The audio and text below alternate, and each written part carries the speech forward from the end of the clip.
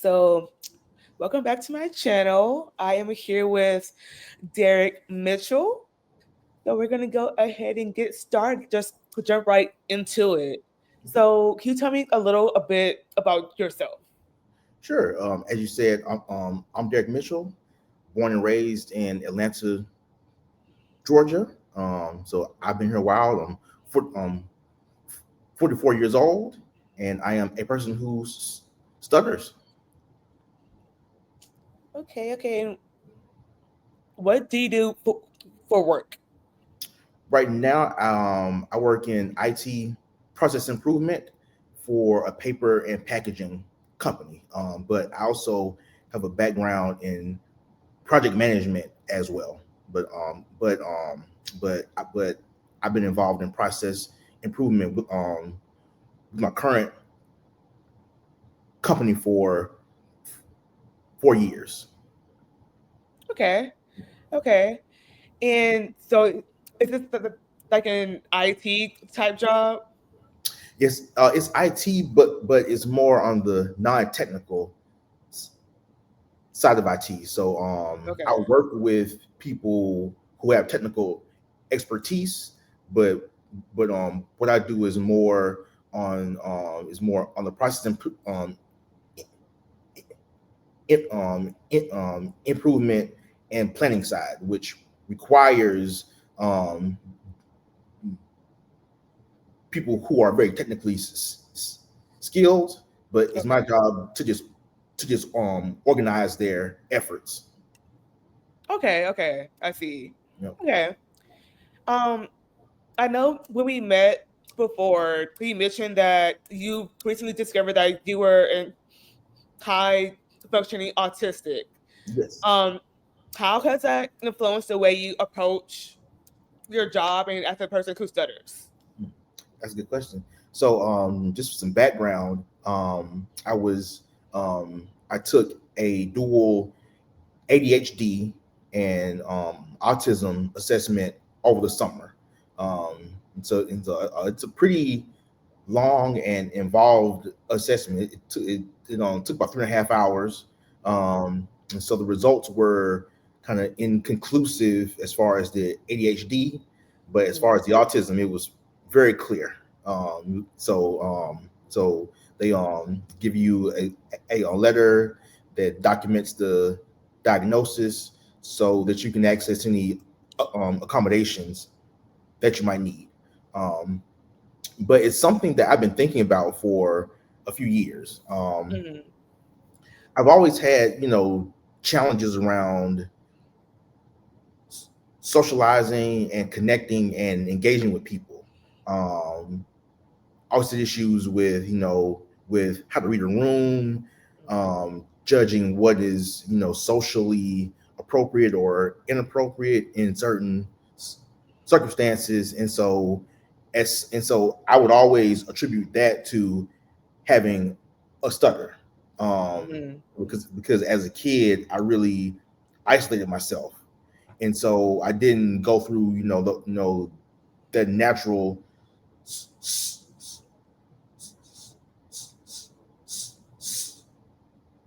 social de- de- development that most people would experience, because I just didn't socialize for a good part of my childhood and my teenage Mhm. years.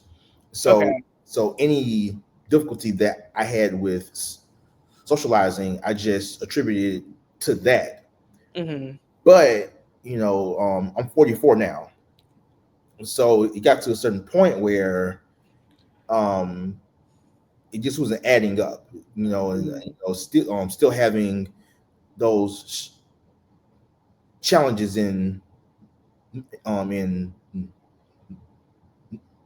my 40s. It just didn't make sense that it all went back to my childhood and teenage experiences with having a stutter. Mhm. So um that's when I started to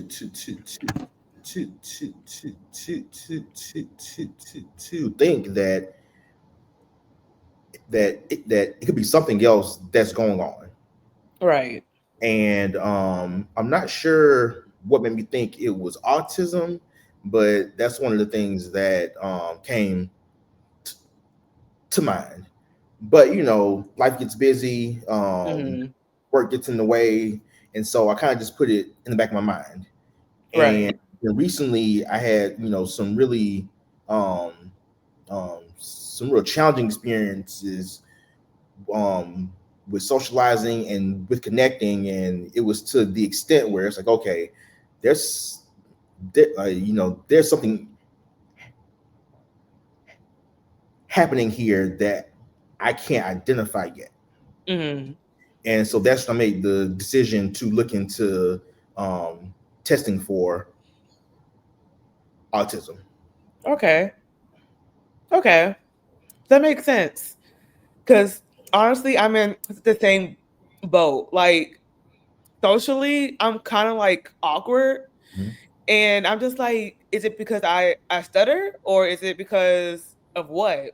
Right. Like I haven't been tested for autism or anything, but I do know I have ADHD, and I'm like, it might be that. Mm. But that's that's a good point. Like now that you say that, like I have some other the same characteristics I do have, and now I'm like, am I autistic? Mhm. Is it this? Is it that? You know? But huh.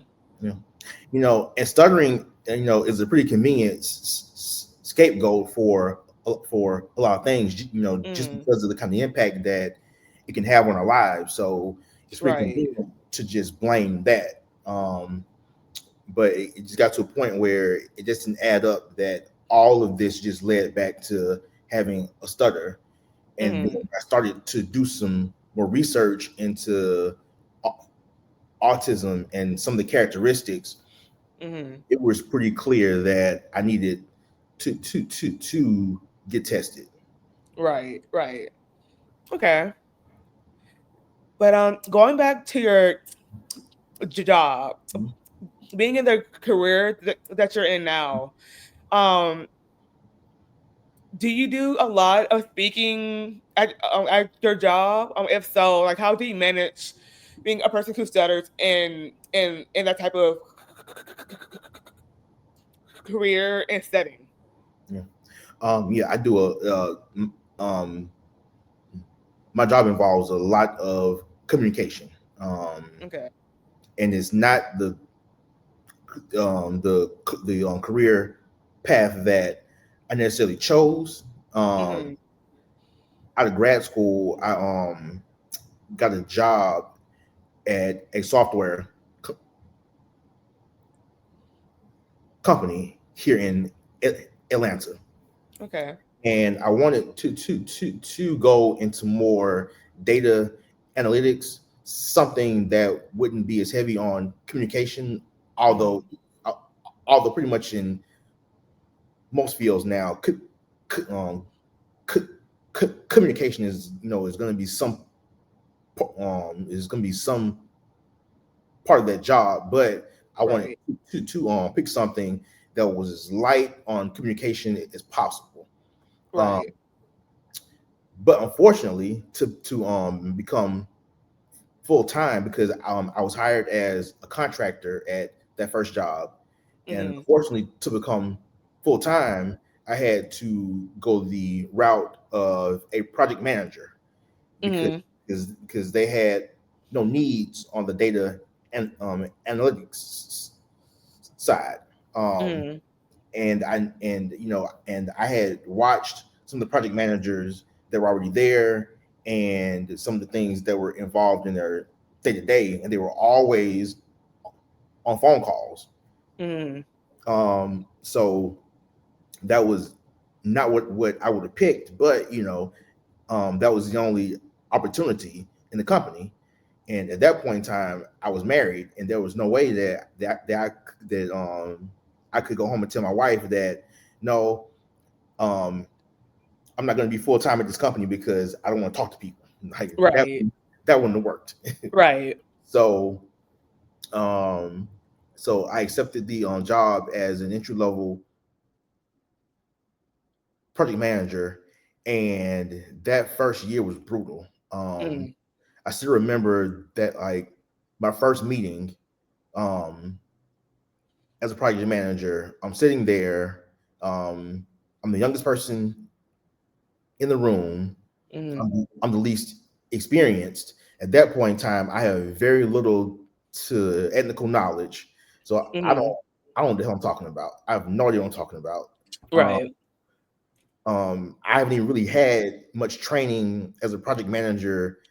On top of that, I just had, I had shadowed a couple of the senior project managers, but had no real training. So they really and as I'm saying all this, they really took a gamble on me because I was really Right. inexperienced. Mm. But for whatever reason, they saw something in me and they believed in me. And as I'm sitting there at that first meeting, and I don't know what I'm talking about, um, I don't know how to handle my speech in that environment yet, and Mm. it just felt like it felt hopeless. Right. Um, and I knew that I needed some help. I didn't know Mm. what that help was going to look like, but I knew Mm-hmm. I needed something. Um, Right. I had noticed that there was a Toastmasters um, club at that company. Mm-hmm. And I also took notice of everybody who was involved in there because I intentionally avoided them because I knew at some point in time they were gonna invite me, and I was gonna say no. That was just Right. and I'm not sure if anybody um if everyone who's gonna watch this is familiar with Toastmasters, but it's a pretty large nonprofit organization that focuses on public speaking and leadership training. And Okay. um, and I already knew that that's not. I knew that I needed help in some way, but I Mm. wasn't going there. I already knew that. Right. Um, However, one of my best friends um, at that company turned out to be the president of the Toastmasters club. Okay. And I'm not sure. I never saw her in any of the meetings when I would pass by the conference room, but somehow I had no idea. And of course, she invited me um, Mm-hmm. because I think she knew that I was struggling. Uh, Right. she invited me, and of course, I said no. And I told her I don't need to explain. You know why I don't want to come. So Right. the answer is no. Um, Mm-hmm. but she convinced me to come once and just visit. Mm-hmm. And the anxiety just visiting and just sitting in on a meeting by itself was at a 10. Um, Mm-hmm. so I knew that I wasn't gonna come back. And so I told her, look, I visited once, you can leave me alone. Like Right. it's not happening again. Mm-hmm. So what she did is the exact opposite. And she went to one of the directors that I reported to, Mm-hmm. convinced him to not only sponsor me for a year of membership, but she convinced him to make it a part of my performance evaluation. What? I don't know what she said. I don't know what she said to him. So Yeah. when he called me to my office, he told me about it. He was excited, and I had to sit there like I was just as excited as him. When really I'm pissed because this lady has gone behind my back and orchestrated all this, and Right. and I really can't say no because now this is part of my evaluation. So now this is, Right. this is part of my this is a part of my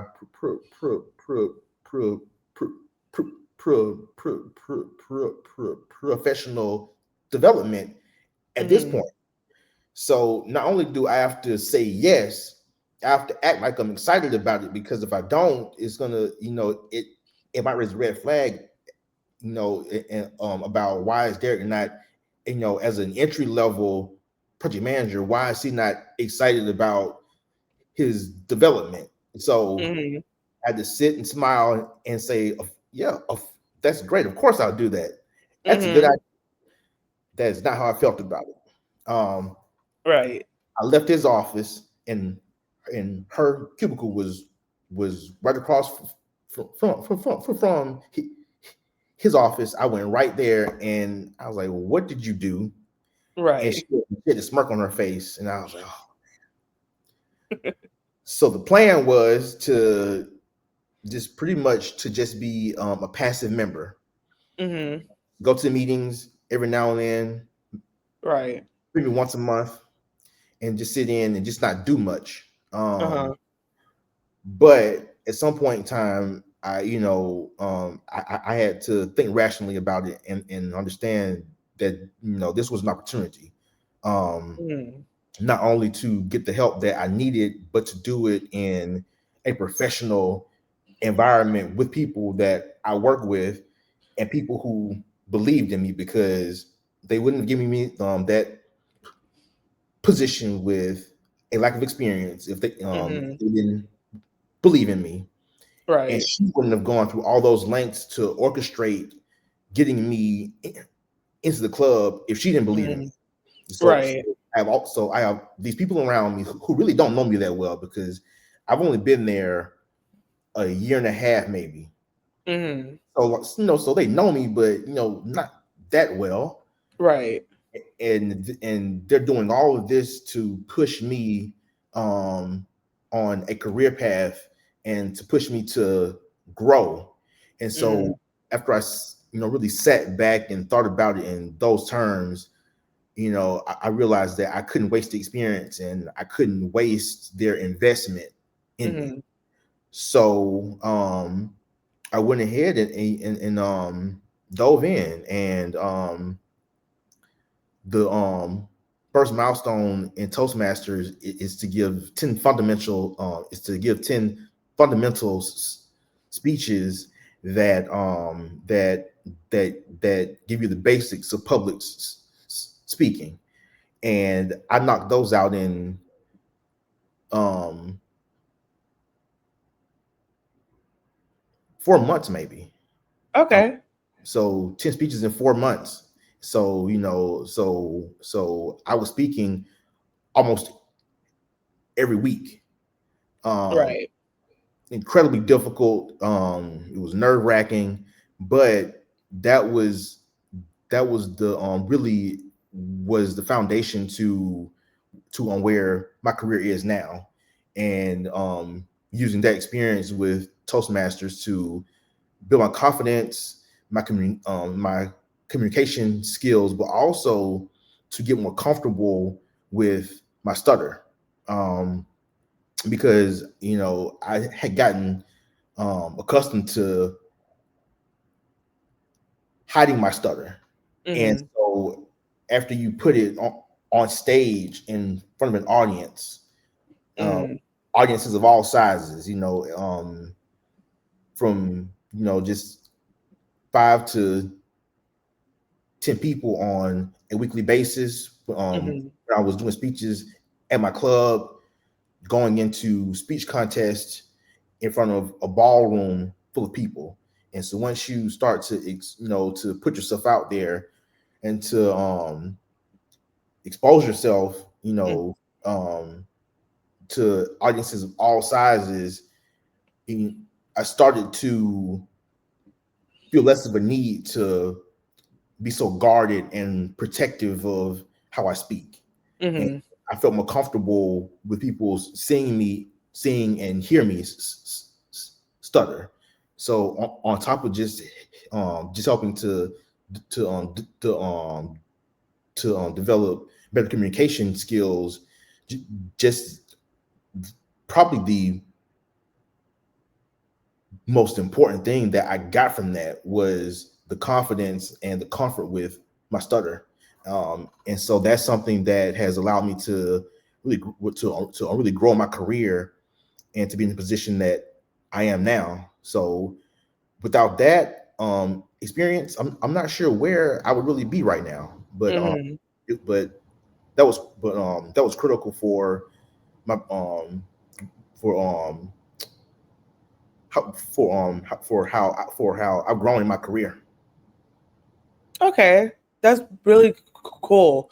Like I've had on my bucket list for forever to join Toastmasters, Mhm. and I don't know why I haven't done it yet. I guess it's just the nerves or not knowing. But that's been on my bucket list for a long time. But it's weird because I'm a teacher and I talk a lot at Mhm. work, Mhm. and I'm like, why did I just go and do it? Like it'll give me the encouragement that I need to do the job that I'm currently doing, you know? Yeah, So like that is on my bucket list is to join Toastmasters. yeah. So after hearing that, like that's for sure what I'm gonna do soon. I mean, it's not easy. It's not. Yeah. It's not an easy thing because I was um, I wasn't the only person in the club who had a stutter, but I was one Mhm. of two or three maybe, and Okay. and everyone else there was as nervous as we were. Hmm. So it's not an easy thing to get up and to speak in front of an audience, especially if it's unfamiliar. So even though you might speak all day at work, getting into an unfamiliar environment and doing the same thing, you know, um, it's still a certain level of fear and anxiety and difficulty um, with doing that. But I will say it's definitely worth it. Like it's worth the discomfort to get the benefit on the other side.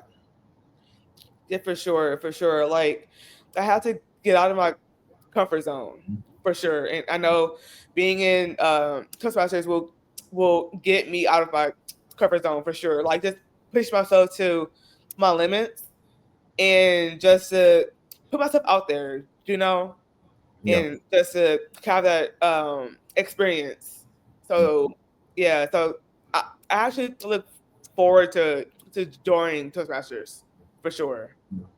I think you're like, it's if you're gonna pick any environment to develop your communication and public speaking skills,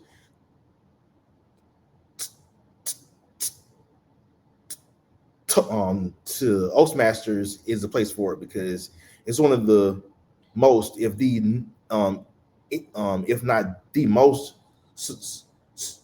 supportive environment that you will ever experience. So, I love that. yeah, I love that for sure. That's real cool. yeah. Okay, so what's a moment where you really surprised yourself in a high pressure speaking situation? Mm.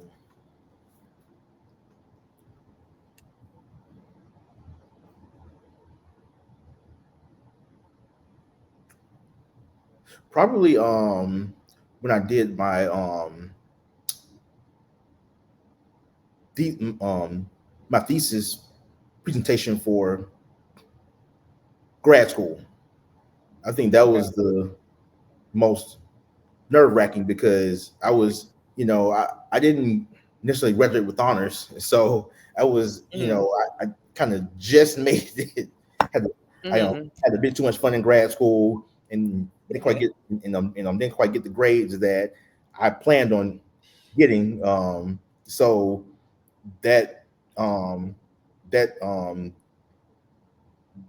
that final presentation was critical, um, Mm-hmm. and and this was maybe 3 or 4 years before I joined Toastmasters, Okay. um, and that's actually when I started to actually realize that that fear I had around speaking was was a bit more than the norm because I would get so nervous that at some points it would feel like I was about to pass out. Mm. And the day that I had to present my final project, that's like that's how I felt. Mm. So I Yeah. wasn't sure if I would even be able to stay conscious the entire time in order to finish it. Um, Yeah. but that was very nerve wracking, and but I put a lot of preparation into it. Mm. And I remember the moment that I was about halfway through, Uh-huh. um, or I was about halfway through, or maybe getting to the end of it, and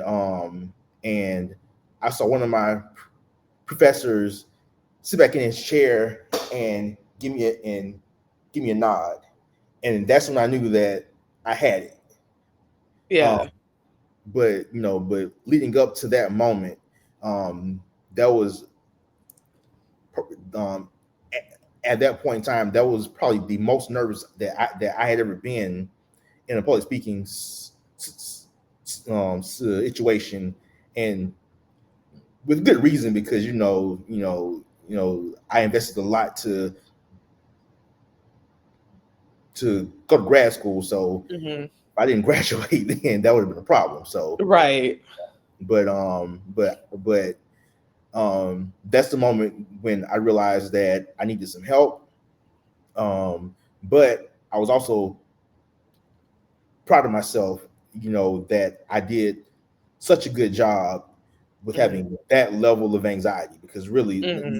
I mean, it really felt like I was that I was going to pass out.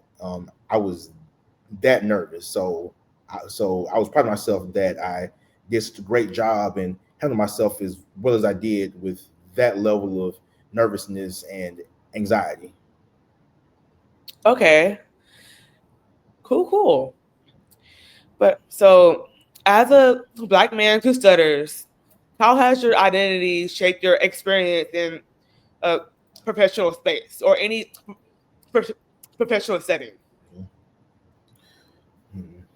Well, and and I don't think that this was the right mindset to go into any space with, but I would immediately think of myself as being at a deficit Mm. and having to over perform. Um, Mm. and that was part of the reason why I did such a great job with the final project in grad school because I was over prepared. Mm. I mean, I made sure that everything was down to a T, from the research to my own thesis to Mm. how I presented it. I was very meticulous and detailed about that, and Mm. and it comes from that place of of thinking that you are automatically at a deficit. Mm. Being a black man in certain spaces, and then on top of that, also having a speech impediment, Mm. not quite being sure how people will interpret that. If they Mm. will understand that you know it's just a speech impediment and has no bearing on who I am or my intellect, or if they will take that and start making some assumptions Right. and some associations that really aren't there. Mm. So I think just shaping that mindset of being at a deficit is probably um, it's is how it's had its biggest impact on me as far as being a black man who stutters. It's something that I still struggle with now, Mm. but it's not nearly what it used to be, and so I can bring the same level of work ethic and Mm. meticulousness to what I do, but not do it from a place of I have to overperform. Right. I have to do twice as much. No, Right. no, I just work to the standard that I have for myself. Mm-hmm. And so so you get the same result, but just a healthier approach to it. Mm-hmm. Okay. Yeah, I can see that for sure. Like just being a person of color in general, like we always have to work twice as hard to get the same thing that our other counterparts Mhm. are like have easy access to. Right, And then you add a stutter on top of that, it's kind of like a double jeopardy. right, Like we're a person of color and we stutter, and it's like we have to try to figure out how to navigate life being black and a person who stutters, you yeah, know. yeah, And I love that you just have the mindset that I don't have to work that hard. Like I had the same qualifications as this person right here, and then like this is it. So I love that you just don't uh, uh, sweat the small stuff, and I love that. yeah, you can't, yeah, and I definitely understand where that mindset has come from, and definitely understand um why it was instilled in me and other people. But I think that at a certain point in time, we have to realize what's effective and what's not effective, Hmm. and you can work twice as hard as somebody else and still not get certain opportunities. Right. Um, and you know, and you and but you can also work twice as hard and get the opportunities. But Hmm. I think it all comes back to um, what is the healthiest approach. Right. And sometimes it's not just getting the outcome that you want, but Hmm. how did you get there, and what state are you in once you're on Right. the other side of that. Um, Right. so it's really about putting things in their proper order, and Hmm. making sure, well, for, for me, it's about putting things in their proper order and making Hmm. sure that you know I'm at the top of that list. Right. Because if I'm not mentally and emotionally at a healthy place, Hmm. any outcome, any income increase, um, any material gain, um, Hmm. is only going to have so much value if I'm not Right. um,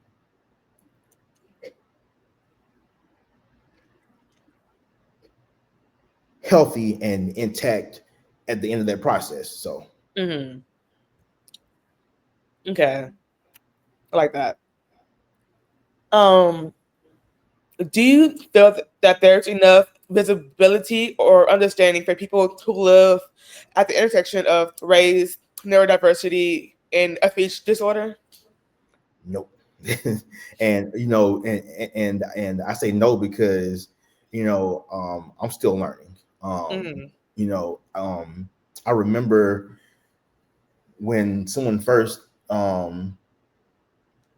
asked me about having some programming and some workshops for Black people who stutter. Hmm. Initially, I couldn't quite understand what the benefit would be. Hmm. Um, it really took me a while to understand, what that need was and what the benefit would be, and Hmm. it actually wasn't until I attended my first history event that I got it. Like it, Hmm. it wasn't until I was in the room and I felt the energy and I felt the connection Mhm. that it made sense. Um, because I was looking for something tangible and quantifiable as far as what is the benefit of this, like after, Mhm. what is the outcome we are looking for, because that's how Mhm. I think. Right.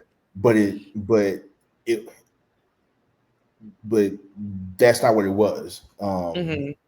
Um and it's something that I really probably wouldn't that I don't think I don't think I could have understood before walking into that room with Mhm. other black men and boys who stutter. Right. So I so I think that there is definitely a lot more to learn and a lot more education that is needed. Um, Mhm. and, and now that you and now that the neuro divergent piece has been added into that equation too, there's definitely a lot more to be learned. So Mhm. especially because and that was part of the difficulty um with getting the diagnosis is I joined the I started coming to in SA meetings in 2013. Mhm. So this is over a decade of being involved with the stuttering c- community, and Mhm. getting to a place where I feel like, okay, I'm you know I understand I understand me, and I understand the role that stuttering has played and Mhm. is playing in my life. Um, Mhm. so I'm feeling like, I got me kind of figured out, Right. and then throw autism on top of it. Well, Mhm. it's like, okay, so at 44 years old, I have something else that I have to um, work through and unravel now. Mhm. So that was probably one of the hardest parts about the diagnosis, is having something new about myself to explore. Um, Right. and so now um, that intersectionality, is more complex. Mhm.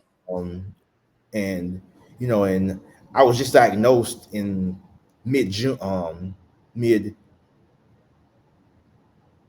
July. Mhm. So this is still pretty new. Right. It's something that I'm still unraveling, asking questions about, how does this complicate communication going Mhm. forward, now that I can identify, the source of those challenges with connecting and engaging with people. Okay, so Right. now, and so um, now what do I do with that? Mhm. As far as as far as um, relationships. Okay, Right. so I have to explain to somebody, you know, things about stuttering and what Mhm. part it plays in my life, and Mhm. now there's something else too that I have to explain, because this is something that um that that that that will likely have some kind of impact on how I connect with and relate to whoever I end up involved with. Mhm. It just adds another layer of um, I don't want to say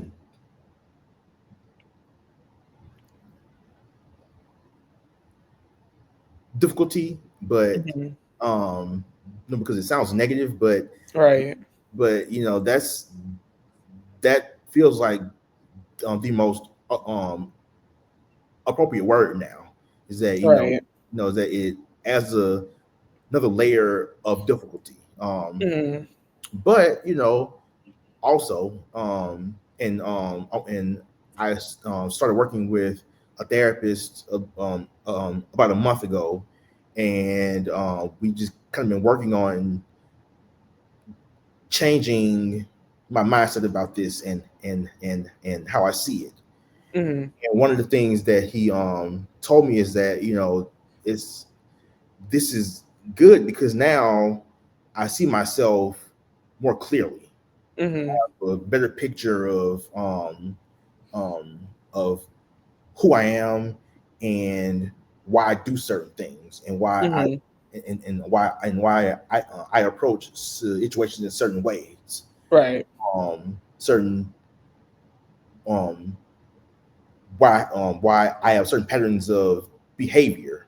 So Mhm. um, in that sense, it's a positive because it's more information and Right. now something um, that was having an effect on my life that I really couldn't identify. You know, I see it now, and so now Mhm. I have some options as far as how to approach it. Mhm. But I think there is a lot more to be explored about that intersectionality. Just with me personally, because being um, in the middle of it, but Mhm. also as a whole, Right. understanding why people communicate how they do, Mhm. why people have certain patterns of behavior, that Right. may not fall within, the idea of what we call normal. So Mhm. I definitely think that a lot more education is needed, but I do Mhm. think that we are in a time where more people are open to um, learning more about things that are considered outside of the norm. Right. Right. Okay. I like that a lot. Yeah, there are things that still need to be learned, and I guess just to have more in depth knowledge of what things are and how we handle the situations for sure. Sure, yeah, yeah. And I Yeah. know one of the things that one of the benefits of this is that it's really opened up a dialogue with my family, especially my parents. Okay. And I've already had the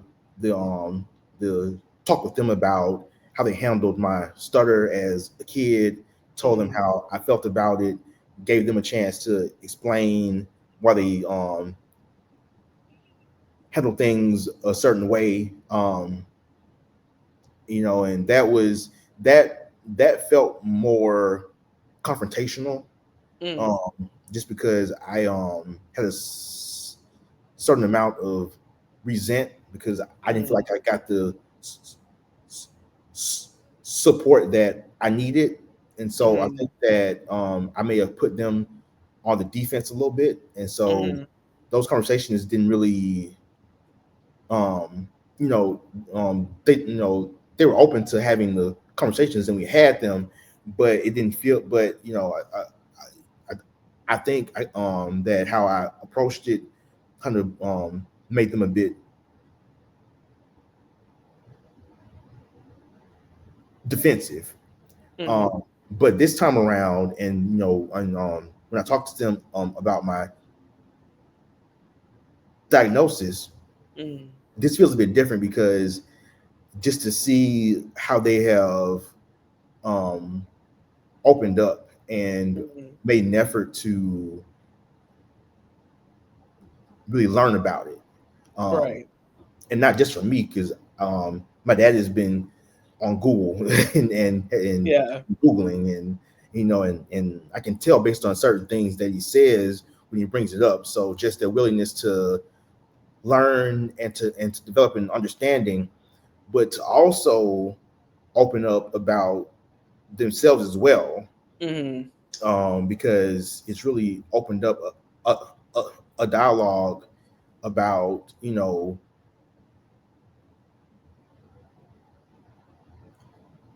about them, their past, and how they became who they are. Mm-hmm. So this time around, I think I approached it with more vulnerability than Right. maybe accusation. Mm-hmm. Um, Not accusing them of, why didn't you do it this way? Why didn't you support me in the ways that I needed? But hey, I found out something new about myself, and I want to share Mm-hmm. it with you. And this is how I feel about it. And so Mm-hmm. approaching it, in that way has really led to a much different outcome. And as a result, just in the past couple months, I've learned a lot more about my parents than I have my entire adult life up until this point. Mm-hmm. So that's one of the silver linings is, it's really opened up a dialogue. And um,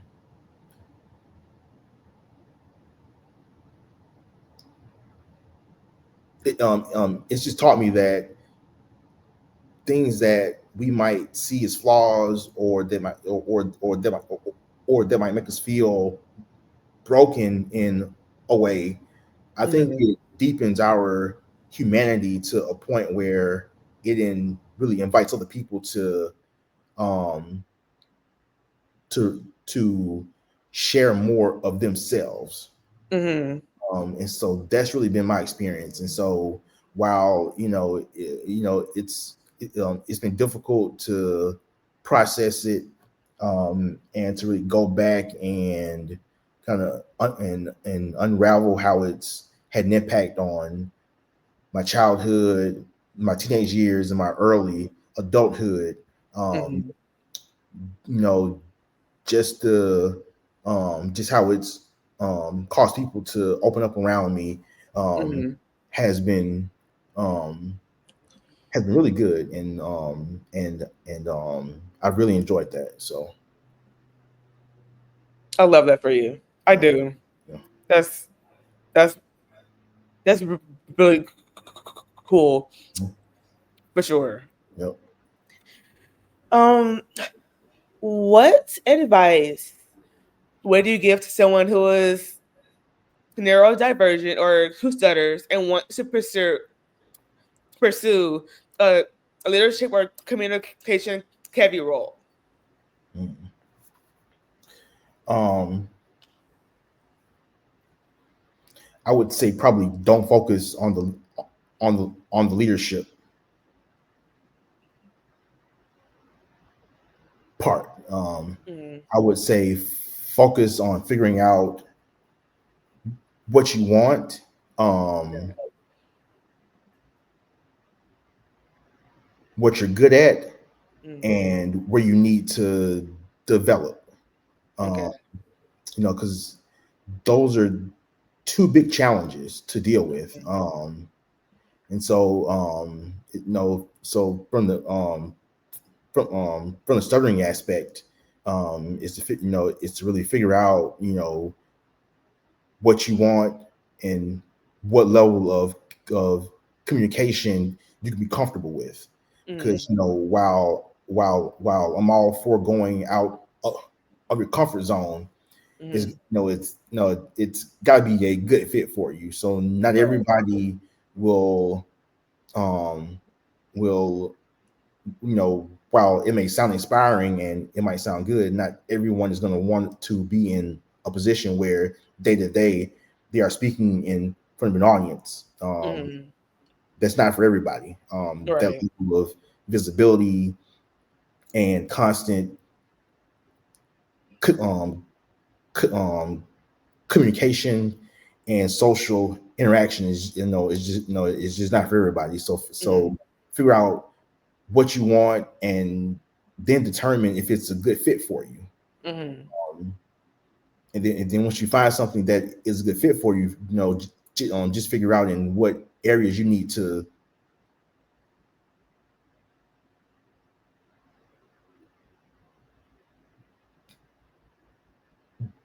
develop. Mm-hmm. So just as an example, with my job, there's communication, but it's a certain level of communication. I might Mm-hmm. have to um, lead meetings um, um, a few times a day, Mm-hmm. um, virtually, to Mm-hmm. with about 5 to 10 people. And Mm-hmm. that's a lot different from being at a director or a VP level, Mm-hmm. where you know that could be 6 7 meetings a day, um, Mm-hmm. and that could be in front of an audience that's double or 3 times the size. and Right. that also includes leading town hall meetings, um, Mm-hmm. and quarterly calls with possibly hundreds or thousands of employees. So Mm-hmm. figuring out what is a good fit for you, um, is very important.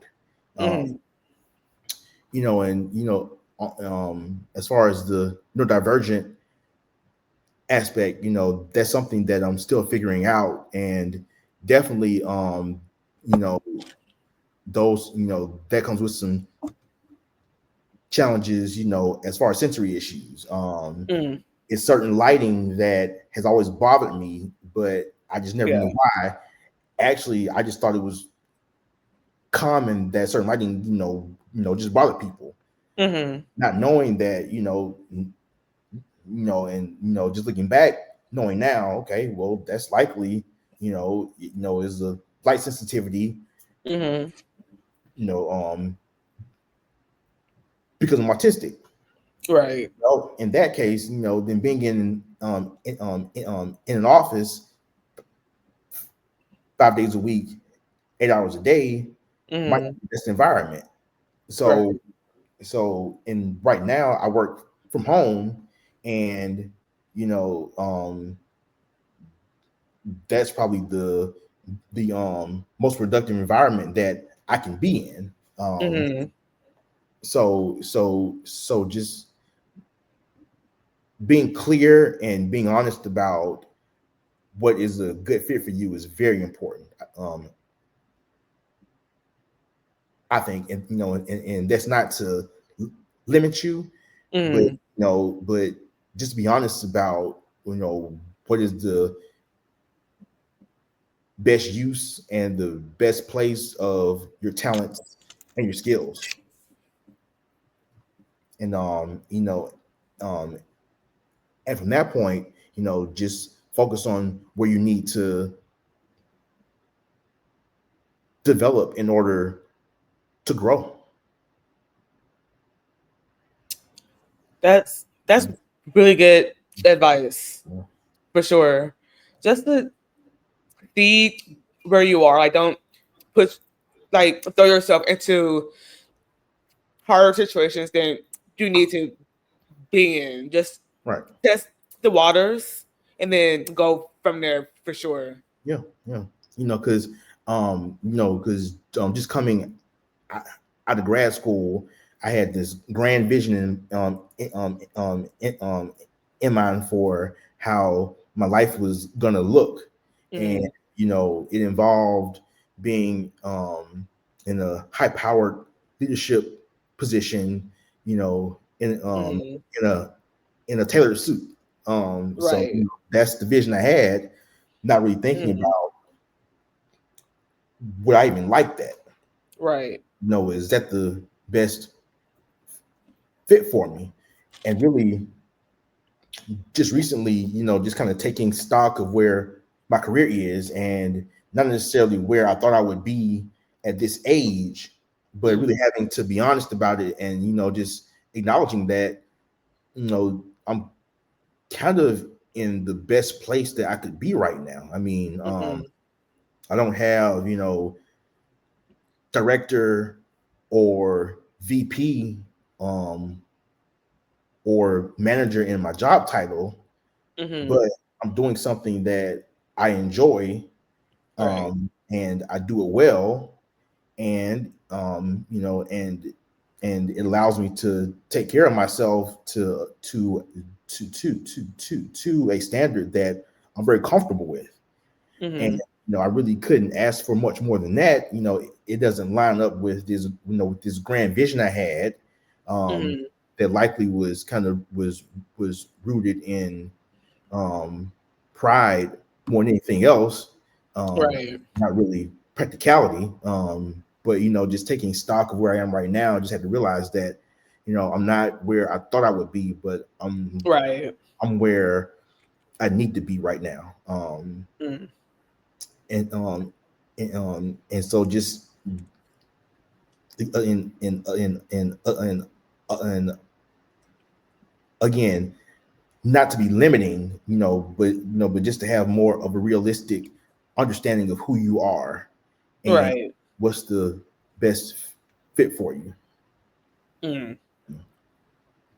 For sure. That's really good. Really good advice. Um, who or what has inspired you to keep pushing forward in your personal and professional life? Mm, I like money, so that's a big one. I like That's number one. money. Yeah. um, what is probably I think to a large extent, I think that my parents will always inspire me, Mm. because I watched them work very hard. Um, Mhm. my mom, she worked, um, in manufacturing, and my dad owned his own business since before I was born. Mhm. So whether just working at a factory job or being an entrepreneur, I just watched them work very hard and with no complaints. I mean, Mhm. they didn't. I I don't think I ever heard them complain about anything. Right. And and sometimes just with I work at home in sweatpants all day, and Mhm. I find something to complain about every single day. And Right. sometimes I have to bring myself back to reality and understand, like, look, this is how you work, and Mhm. how you live is really is a privilege compared to Mhm.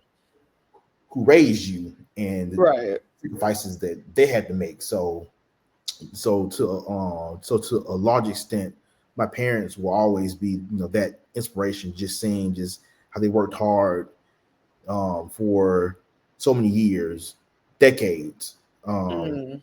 day in and day out, all kinds of shifts, and just seeing that and just not hearing a complaint.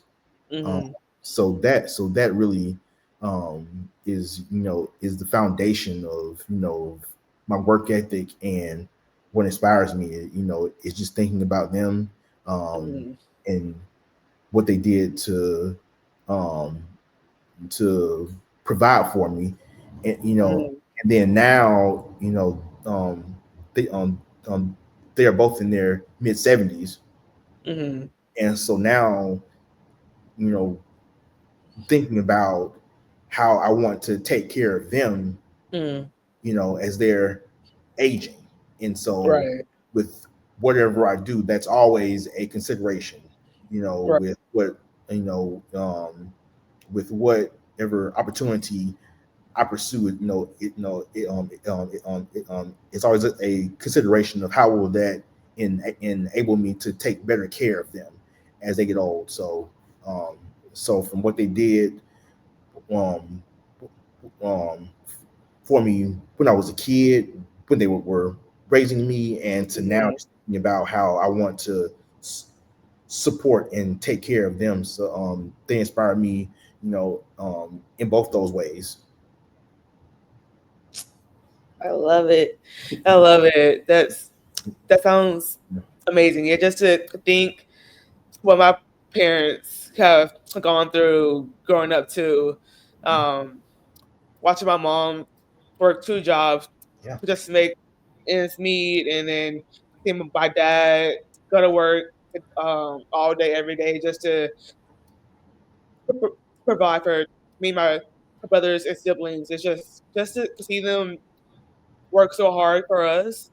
Like it's time for us to give back to them, exa- and just to keep going forward, just to have their a vision for us come true. And yep, I love that. yeah, I love that. yep. Because I took my mom on a day trip this past weekend to a winery, Ooh. and we had a good conversation, and um she confided in me that at one point in time that she blamed herself for me having a stutter because she wasn't Mm. sure if it was something that she had done while she was pregnant with me Mhm. or when I was a kid. And one of the Mhm. things that she told me is that I felt guilty because I worked a lot and she worked Mhm. third shift, Mhm. so she was gone in the on late afternoon and in the evenings. Mhm. She was saying that she felt bad because she wasn't there for me as much as she wanted to, and I had to really think about that because because as a kid, um I remember her coming home at 11 o'clock, which I probably should have been in bed, so I'm not sure why I remember that, Yeah. but I remember that, but it never clicked that she really wasn't, you know, around when I got home after school. Mhm. But just the fact that I didn't even feel like anything was missing. Right. So even though she worked as hard as she did and was gone for a majority of the day that I was at home, I still didn't feel like anything was missing. And Mhm. really, until she said that, it really just clicked that she really was gone a lot. But Right. I never really felt that because when she was there, um, she just made sure that that time together was the best. Mhm. And so the fact that she could work as hard as she did, be away from home as much as she was, but Mhm. I still not even feel it Right. is even more of a testament to sacrifices that they made for me, and how they were able to just um, even though they were tired from working as hard as they did, still poured Mhm. into me to the extent that I didn't even realize that that time, that all that time was really missing. So Right. Right. It's like it's like their love is just like it pushes us forward in yes, life, and yep, I love that. exactly, yep. So one last question be- Mhm. before we go. What is one piece of advice you would give the younger generation of Black boys and girls who stutter? Mm, mm. Be good to yourself. Um, are, are you on Facebook? I am. Go check out something that Carl Coffey posted. He Okay. used AI to make a picture of his adult self embracing his younger self, Okay. And when I saw it, I was like that's it. Um, Yeah. be good to yourself. Um, Mm. be kind to yourself. Mm. That's the most important thing. And just understand that at any given time that you likely are doing the absolute best you can. Um, Mm. now there are some times where you're not, and you can do better, but Right. even with those times, there's still grace, and so Mm. just be good to yourself. The world is gonna um, insult you enough, so Mm. the world doesn't need any help from you on that aspect. So just Right. be careful how you talk to yourself. Um, be, um, be, be patient with yourself. Mm. Be kind to yourself, but at the same time, have high standards and expectations for yourself. Um, One of the things that have you heard of Les Brown? I have not.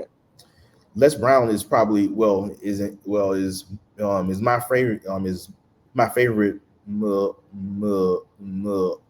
motivational speaker, and he was kind of at the peak of his career, probably in the early or mid '90s, Okay. and one of the most profound things that I heard him say is that you have to stand up to yourself inside yourself. Mm. So imagine what you would do if you saw somebody was being bullied. Mm. You know,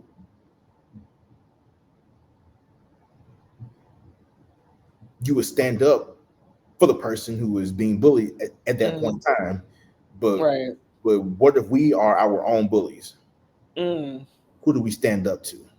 So sometimes we Mm. have to stop ourselves from bullying ourselves, Mm. which that concept really took me a while to understand what that looks like and what that sounds like, Right. and in practicality it looks like managing that internal voice and that self-talk, Mm. and how easy it is to start to insult ourselves and to be Mm. hard on ourselves and to even expect things that are beyond our capability at some points, um, Mm. and to really be able to interrupt that negative talk when it starts, and Mm. to to replace it with something else.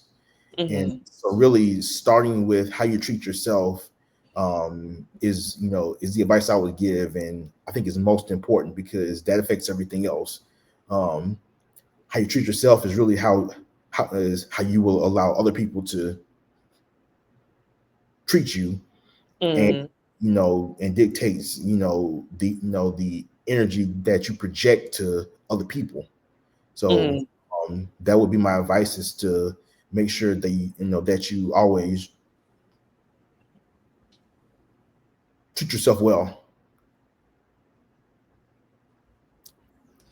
That's that's great. And I'll have to look up. Is it Les Brown? Yeah. Les. Yep. I sent Okay. you a clip. Yep. I sent you a clip. Okay. Yeah. Yeah. Yeah. Cool. Cool. Yeah. I'll have Get to. around. Okay. Cool. Cool. I have to give him a watch for Yeah. sure. You'll like it. But yeah. Okay. I'm pretty sure I will for Yeah. sure. Yeah. But Derek, thank you so much for your time and for being here. I really appreciate it. No. And I appreciate the invite. It was my pleasure, for sure, sure, and look forward to doing it again. Likewise. Likewise. Thank you. Yep, of course.